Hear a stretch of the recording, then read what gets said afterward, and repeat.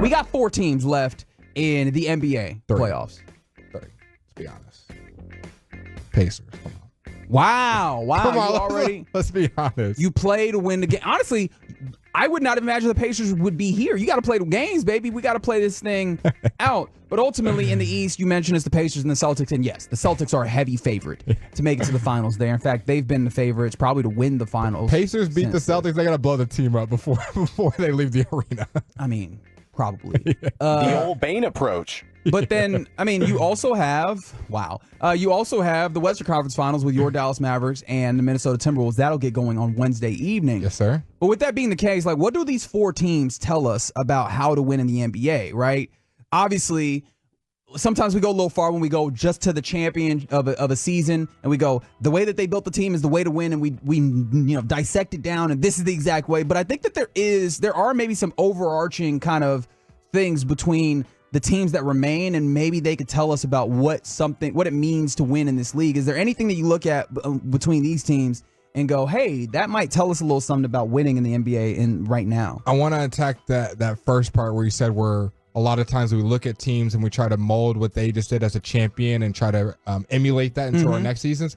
But correct me if I'm wrong, other than the 2016 Warriors who went back-to-back with KD and that super overpowered team, I don't think any team in the last 25 years has gone even back to the conference finals. Well, not in the last 25 years, but over this stretch since 16, that was the last back-to-back champions that we had. Yeah.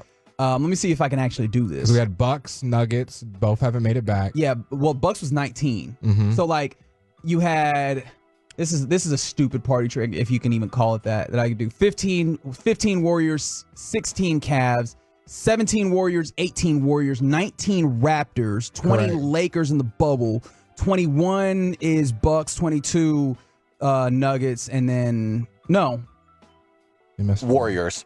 Sorry, 22 is Warriors. That's right, because they beat the Mavs, and then you get Nuggets in 23, and then this year you have these teams. So you had no back-to-backs, but then I think within that also, the one thing that I found interesting about these teams, these 4 teams, outside of one, hello Pacers, defense is what's doing it. That's where I was going to get to. Here, right? Like the defense. As much as people will complain about, there's some incredible defense, and I think some people might look at the Celtics and go, "What do you mean defense? They shoot a whole bunch of threes, they score a whole bunch of points." It's easy to forget that is a very, very good defensive team, especially when Kristaps Porzingis is playing and they have that rim presence. Like, these teams are doing this defensively focused, and then you can also still point to some of the other teams that play. Like the Thunder are a solid defensive team themselves. All right, I'm not going to do that with the Nuggets, but like there's some solid defense. But here in particular, man, there is some really good defense, and I do wonder if, hey man, making sure that you're solid in the way that you play defense is still something that matters in trying to get this done. I think defense is the biggest overarching thing, because when you look at, I listen to different teams talk about their team and what they struggle with, and I hear a lot of Lakers fans. There's a bunch of them. Shout out Jess and Honore. They're like, man, if we just had somebody to guard Jokic, like an offensive output enough. Yeah, that's everybody in the world. We haven't found one specifically that locks him down, although shout out to the Minnesota Timberwolves this series. Yeah. But I thought that was more fatigue than anything And you're else. not going to find someone to really shut down any of the top 10 players in the NBA. You're not going to shut them down. They're not just all of a sudden going to start scoring 5 points a series. They're still going to get theirs, but you can find different ways to irritate them and having guys. But I think what I've been learning about these teams, the teams that are left, man, I mean, they're just deep. They have when their superstar isn't performing well. Anthony Edwards in Game 7, 2 points, 5 points throughout most of that game until like late in the third, and you got guys like McDaniel stepping up, Naz Reid off the bench. The Mavs, Luka struggled through most of the series. You got PJ dropping 25 plus, Derrick Jones Jr. giving you 15 plus. The Celtics, Jason Tatum had some pedestrian games. Oh, wait, Derek White, who I know is becoming a bigger and bigger name, but for all intents and purposes is not a all-star. It's not a top 15, 20 player. Sure. It's giving you 20-plus points. So all these teams have guys where, hey, my star players aren't stepping up. I have other guys because we're so deep that can step up into the moment. And all these guys, there's not as many defensive liabilities. I think these teams that have those defensive liabilities are getting knocked out of the playoffs, where we can hunt you on an island. Y'all don't have a system. We can kind of gamify you and figure this out. So I think it's rotation, depth, and defense. I think the depth is a good point, because that Nuggets team, when they are fresh, and obviously health ends up being a thing in any of these postseasons, but when they are fresh, they look like monsters. what felt very evident, particularly in that Game 7 of Nuggets Thunder or Nuggets Timberwolves. I told you I was going to keep doing that. I keep messing that up. They're all blue. All the blue teams. The Timberwolves looked so much fresher. Yeah. The Nuggets looked like they were gassed. Jokic, what he said, 1 minute in the whole game? Something like that, if I remember correctly. And so, that depth shows up. Hey, the Phoenix Suns were one of those where they were the best 5. They were trying to build on what feels like a little bit of an antiquated strategy, which is just we got this top end that's really good and we'll figure out the rest behind. And apparently, no, you have to have this thing all the way down, maybe because of the immense amount of talent all the way around the league right now. So I did find that interesting. Another thing that's clear, as I'm sure that it's been said on every show that talks about the NBA and what's happening right now. When you look at someone between Tatum, Halliburton, Anthony Edwards, Luka Doncic will win their first championship this year. And I think that speaks to, like, there is a building around youth that is happening here that I think is very interesting. A little bit of NBA movement. Rookie contract quarterback. The youth have come out here in the NBA and they have grabbed hold of the league. And let me put it like this, and I think I might have talked about this with you at some point in the past, but do you realize just how old what we would consider the top class of stars actually are in this league, right? You think of, like, obviously LeBron James, someone you think of, but like Kawhi Leonard has been in the league how long? Kevin Durant is what? Are we talking about 15 years? Yep. If not more. Steph Curry, another one of those guys who has played a ton. Like the top class that we think of as the class of this game, if we were 20 years ago, a 15-year player, we do not think of as that is the star number one player on that team. Oftentimes, that is a second option, maybe even a bench player. Like, you are becoming a veteran that is now passing. Yeah, you're now passing on the baton. Like, we're still getting out here and putting guys up at the top of this. And it's kind of wild to think about just because they've been so good, right? I don't want to, knock down what those players are. But with them being so good, I think we've obscured the fact that, hey, man, this is still it's always a young man's game. And so you're getting some of that talent with the youth now, and I imagine that you can also talk about contract situations there, sure.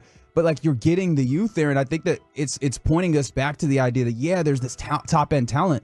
But these young talented guys, it is their time in this league, and, like, seeing that progress forward, especially in this offseason where you saw Kevin Durant get knocked out. You saw LeBron James get knocked out. You saw all of Steph Curry didn't even make it there. Like, you saw all of Kawhi Harden, and you saw some of the kind of like the actual fatigue that happens with the older player be some of the reasons why they go out. I think that's been an interesting note for me, is that the youth movement, the ways that the teams that have really valued youth have flourished. Yeah. In this playoffs might be telling in the way to win in this league. And the thing is, with all the teams that are kind of left, their star player is like 25 and under. Tatum's 26. 20. So all the teams left, their star players 26 and under. Yeah. But even the tertiary players, you like that? I'm using one of your words. You did. You used it well too.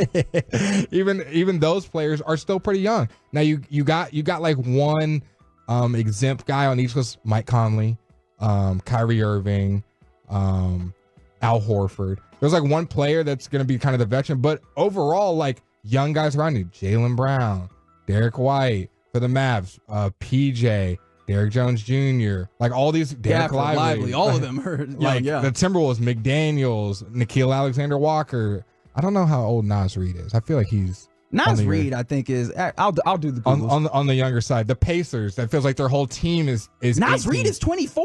You know what it is? It's the hair. He does seem very, like, if you told me he was 30, I would have believed you. Yeah. He looked like he worked. All right, let me not do that. I was about to say. All right. What are you gonna say? I was about to say something reckless. Say it. No. It's Monday at 9:15. You can just bleep it. Like, that's not how bleeps work. PG version it. I'm curious now. What does it look like he works based on his hairstyle? Don't worry about it. We won't keep that moving. Okay, my point being is all these teams are he not. Like he deliver mail is what I'm saying. All right. I feel like I know where you're going with this. All these teams are young, but it's not just the star player that's young. Yeah. All the guys around them, they're building this youth, like you said. So I think these teams are starting to understand that I want guys who can get up and down. They can defend all 5 positions. This whole, not positionless basketball, but just having guys that we see how the switch hunting and the screens of just trying to get these centers that can't move out there. These teams are getting more and more versed to have guys that can go out there and not be at a disadvantage on the defensive side of the ball. Yeah, so I don't know. I just found that to be interesting. What can we maybe take away from these teams that are in the conference finals in the NBA? And maybe that ends up being true. Maybe we'll get to this point next season. We'll be like, man, we were idiots for trying to make too much of that. Sometimes it's just the teams that remain are the teams that remain.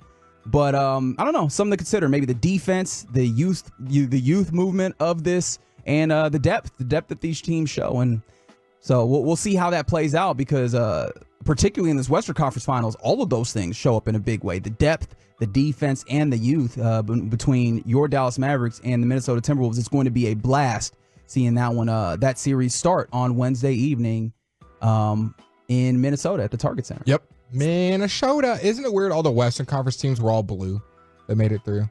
It was the Thunder, Mavs, Timberwolves, and Nuggets all like. Yeah, they all got some. Although blue is a wildly common color in a lot of these schemes, though. Yeah, like every shade of blue, too. Yeah. We just need to use less blue. We were the Blue Stern Conference, not the Western, but the Blue Stern. Okay, all right. I'll let you cook on that one. The East had no color palette. They were all over the place. Yes, they were. All right. Do with that what you will if you want. Anyway, someone 817. Don't worry, the FCC stops listening at 9ish. You're trying to get me fired. They clock out at 9. Why aren't you on my side? I thought y'all liked me here. Why are you trying to get me out of here? You know what? I'll get out of here on this segment at least.